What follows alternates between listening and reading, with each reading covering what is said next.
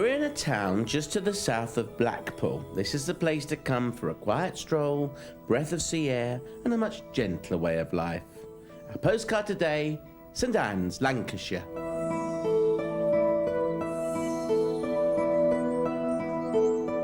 Now, what would you say is the main difference between this part of the Fylde coast and, say, Blackpool, Thornton, Cleveland and Fleetwood? Well, I think if you take Blackpool, naturally it is different because it's much quieter here, a little bit more serene, and I think that's why people come to this area. But on the other hand, they've got the advantage that if they want a little bit of excitement and a different pace of life, well, automatically they're down the road from Blackpool that does have an awful lot to offer. Well, there's a man coughing. It's nothing to do with St Anne's there. It's Stanley. He sits in there. He sat sitting there. He's our local historian and guide. Don't say anything at the moment. Just clear your throat, Stanley. Get ready to chat. And who's that gentleman in the seat over there? That's my husband. But he's not Mr. Mayor. He's not Mr. Mayor. No, he's Mrs. Mayor. No, he's not. No. He's a consort. Now that sounds very odd, doesn't it? He's a consort. Sounds like Prince Albert to me. It does, yes. So he, as he says, he walks a few paces behind with his hands behind his back. And he sat there, or as Hilda would say, I wish I sitting there, because I used to love Hilda Baker. So I worked with her, you know, I worked with her on Nearest and Dearest, Hilda Baker, and I loved her, because you know I used to be on the stage, don't you? Yes, I do, definitely. And that reminds me of something that I have from behind my back. There's something that I think you might be interested to see. That was completely unrehearsed. Surprise. Go on, Scylla. Oh, goodness me, this is true. I was in the wonderful Wizard of Oz. I was at the Lowther Pavilion in Lytham with this. That's and right. I played the Ashton Gardens. Yes. When there was a little theatre there. There sure was. Hansel and Gretel, I was in that. Did you? Well, I wasn't Gretel, I was Hansel, but I still had short that's trousers. interesting. Good. In this one, I was actually the Wizard of Oz. Well, fancy you bringing that out. Yes. Well, we've arrived at Ashton Gardens, where I was last seen in very short trousers as Hansel and Gretel. No more a theatre here, but the gardens remain. My earliest memory of these gardens was when the War Memorial, which we shall see in a minute or two, was opened, declared open, or whatever they do with war memorials, dedicated, in 1926, I think it was. And about 12 months ago, I was in the Imperial War Museum in London. I was there with my son, seeing all the exhibits, and we went up floor by floor, and when we got to the top floor, there was an exhibition of war memorials. And straight facing me was a scene that I recognised.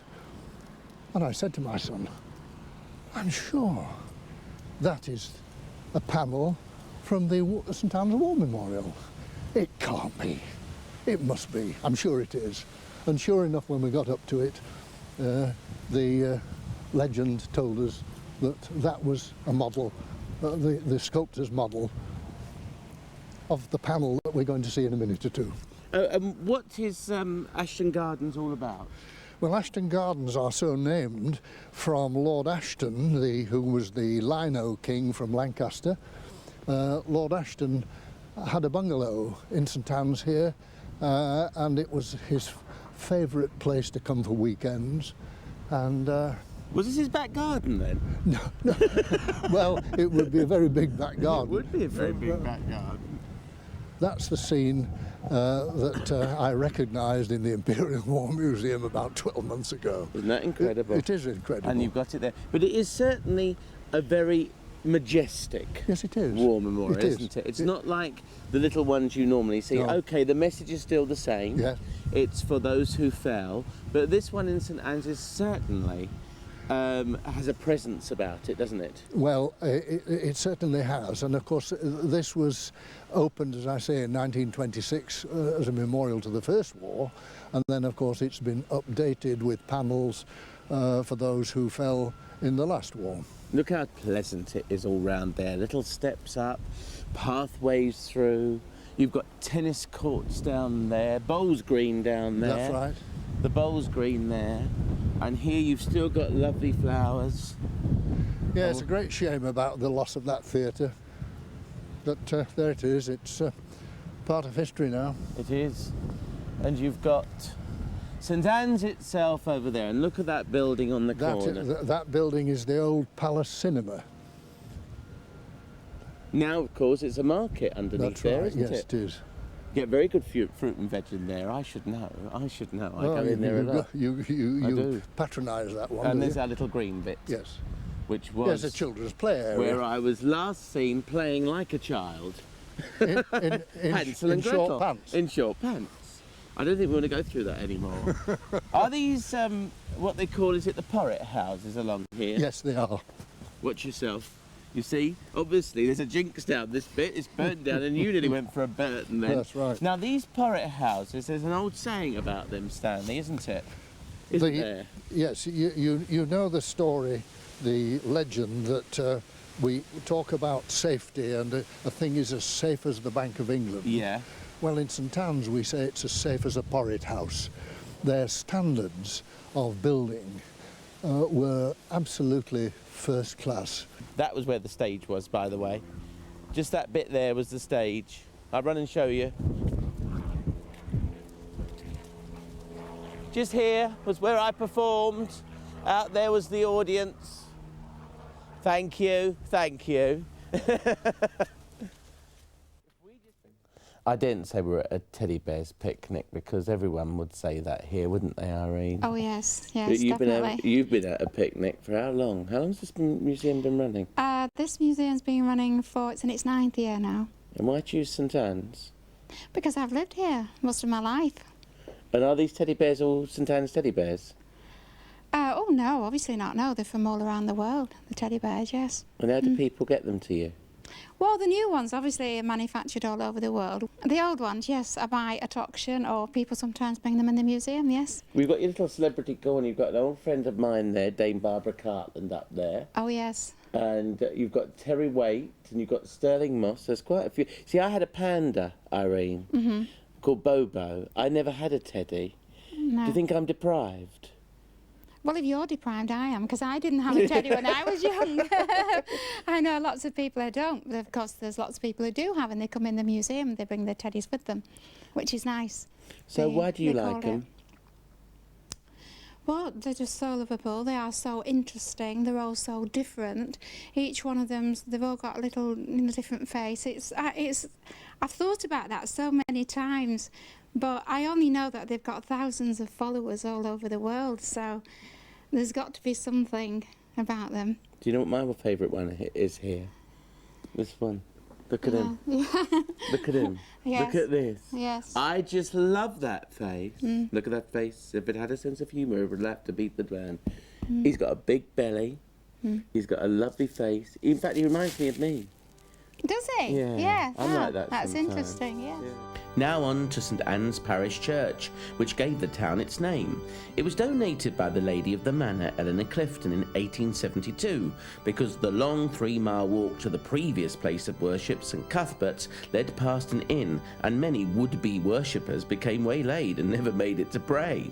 Each able-bodied man in the parish had to put in a day's work to help carry the bricks for the church from the estate, and Lady Eleanor offered £1, a tidy sum in those days, to the first load brought.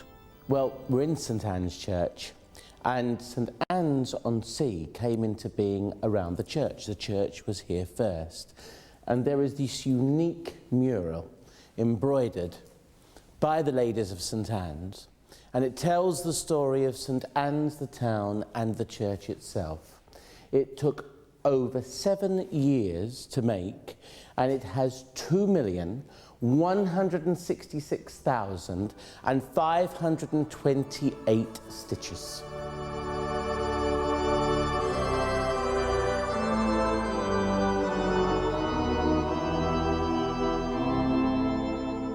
The memorial stained glass windows were donated by members of the parish. 3 of the windows in the south aisle were dedicated to Lady Eleanor Clifton's memory.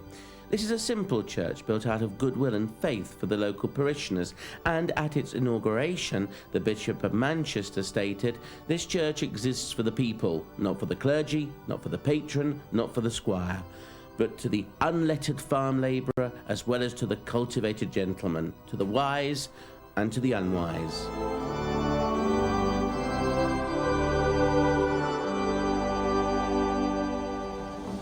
I was just waylaid then by a couple from Cardiff.